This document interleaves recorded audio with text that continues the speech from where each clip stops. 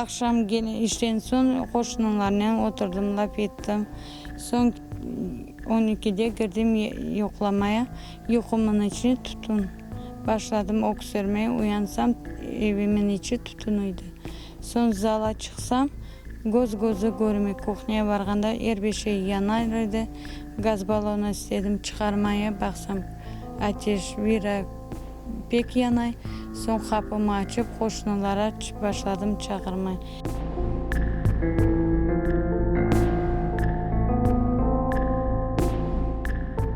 Дерево начало гореть.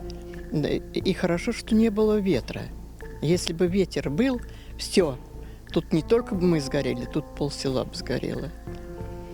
Такая была сила. И Бог нас помиловал, то, что баллон не взорвался даже, газовый.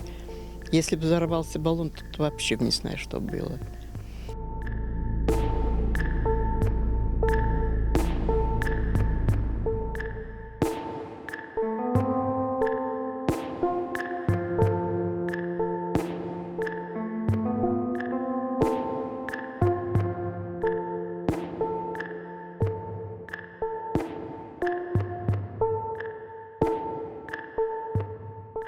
Bugün önce sabah vardım, işleyen yerime Kastoy Magomet Yunus'ca baka vaktınca yaşamaya ev verdi. Hepsine sağ olsun.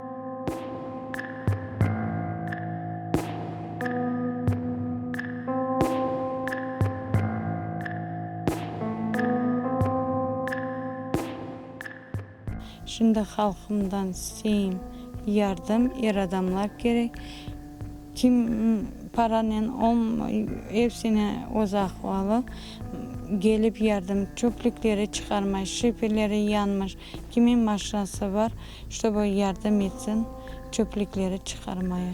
İşte bu yardım etsin evime kışacağız yapmaya, işte bu kışa eve girmeye, kışacağız eve girmeye, потому что halkımızdan yardım isteyeyim, yani cümlenin biri bir işte bu balamın eve gireyim.